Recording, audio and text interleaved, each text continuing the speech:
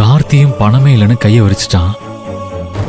இப்ப 2 பவுன் மோதிரம் வாங்குறதுக்கு பணத்தை எப்படி ரெடி பண்றது? யாருகிட்ட கேட்கறது? ஒண்ணுமே புரியலையே. ரோனியோட அண்ணனா நான் இதை கூட செய்யலனா ரொம்ப அவமானமா போயிருமே. ஐயோ, என்ன செய்யறது? என்னங்க, கிளம்புங்க. நேரா நகை கடைக்கு போய் மோதிரம் எடுத்துடலாம். அப்படியே என்ன ஆபீஸ்ல டிராப் பண்ணிடுங்க. வாங்க. என்னங்க, ஒவ்வொரு பவுன்லயும் 2 மோதிரம் எடுக்கணும் ஆதர. அதுக்கே செய்கூலி சேதாரம் அது இதுன்னு எப்படியும் 3 லட்சம் ரூபாய் ஆயிரும். அவ்வளவு பணம் ஏது வச்சிருக்கியா நீ? இந்த செயின் இருக்குல்ல, இத அடகு வச்சிடலாம்.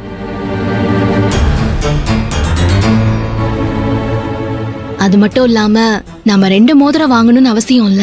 1 மோதிரம் வாங்கினா போதும். என்ன சொல்ற ஆதர? மாப்பிள்ளையோட அக்கா ரோஹிணிக்கு மாப்பிள்ளைக்கும் ஆளுக்கு 1 பவுன்ல மோதிரம் வாங்கணும்னு சொன்னது உன் காதுல விழலையா? அதெல்லாம் நல்லா விழுந்துச்சுங்க. ஆனா மாப்பிள்ளை என்கிட்ட தனியா பேசணும்னு சொல்லி கூப்பிட்டார்ல, அவர் என்கிட்ட என்ன சொன்னார் தெரியுமா? என்ன சொன்னாரு?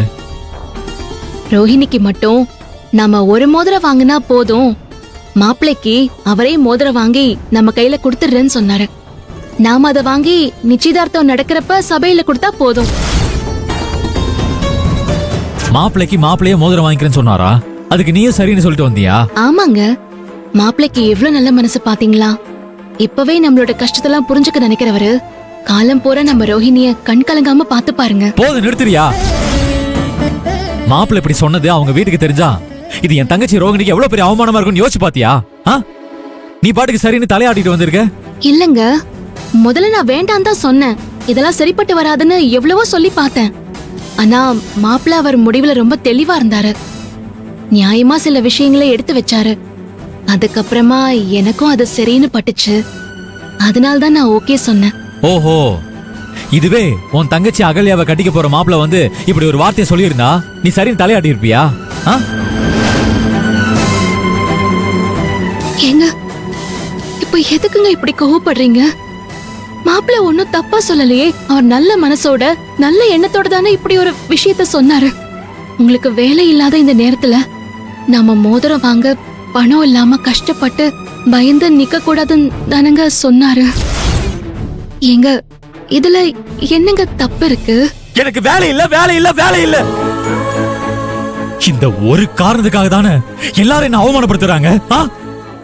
இங்க பாரு, என் தங்கச்சி நிச்சயதார்த்தத்தை எப்படி சிறப்பா நடத்தணும்னு எனக்கு தெரியும். நான் நடத்தி காட்டுறேன்.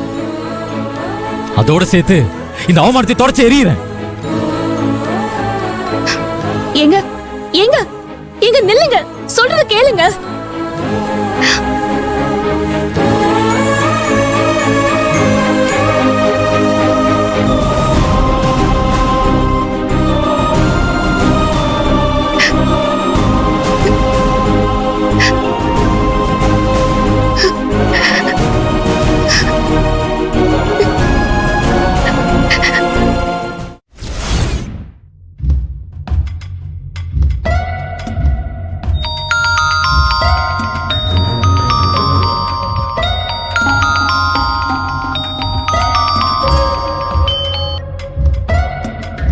சொல்லு கௌதம், உங்க அம்மா கிட்ட சொல்லிட்டியா? நிச்சயதார்த்தம் கோவில்ல இல்லல? கோவில்ல தான்க்கா. என்ன சொல்ற கௌதம்? உங்க அம்மா கிட்ட பேசினியா இல்லையா? பேசாம எப்படிக்கா இருப்பேன்? பிரச்சனையோட சீரியஸ்னஸ் என்னன்னு தெரியாதா? நிச்சயதார்த்தம் நடக்கிறப்ப ரோகிணி என்ன பாத்துட்டானா அது எவ்வளவு பெரிய பிரச்சனையில போய் முடியும்னு புரியாத அளவுக்கு நான் ஒன்னும் முட்டாள் இல்லக்கா. புரியுதுல? அப்படின்னா உங்க அம்மா கிட்ட எதையாவது சொல்லி கன்வின்ஸ் பண்ணி நிச்சயதார்த்தத்தை வேற ஏதாவது மண்டபத்துல வச்சுக்கலாம்னு சொல்லி சம்மதத்தை வாங்கிருக்க வேண்டியதானே? அக்கா, என்னால முடிஞ்ச அளவுக்கு நான் பேசி பாத்துட்டேன்க்கா. என் ஃப்ரெண்ட்ஸ் எல்லாம் கோயில நிச்சயதார்த்தமானு கிண்டல் பண்றாங்க. அதனால மண்டபத்துல கிராண்டா நடத்தலான்னு நான் எவ்வளவு சொல்லி பாத்துட்டேன்க்கா. அம்மா கேட்க மாட்டாங்கக்கா. என் அப்பா அம்மா அக்கா எல்லாரும் சேர்ந்துக்கிட்டு கோயில்ல விசேஷம் நடக்கிறது தான் காலங்காலமா நம்ம வீட்டுல நடக்கிற நடைமுறை. அது உனக்காகவும் உன் ஃப்ரெண்டுக்காகவும் மாத்த முடியாது அப்படி இப்படின்னு ஸ்ட்ரிக்டா சொல்லிட்டாங்கக்கா. அதுக்கப்புறமும் நான் புடிவாதமா கோயில்ல நிச்சயதார்த்தம் நடத்த வேணான்னு சொன்னா எங்க அம்மா என்ன பண்ணுவாங்கன்னே தெரியாதுக்கா. இதுக்கு மேல என் நிச்சயதார்த்தத்தை மண்டபத்துக்கு மாத்துறது முடியாத காரியம்க்கா. நீங்க அந்த சைடு ஏதாவது சொல்லி குட்டையை குழப்பி விட்டு நிச்சயதார்த்தம் கோவில்ல நடக்காத அளவுக்கு பண்ணி விட்டுருங்கக்கா. அதுக்காக நான் முயற்சி பண்ணாம இருப்பேன்னு நினைக்கிறியா?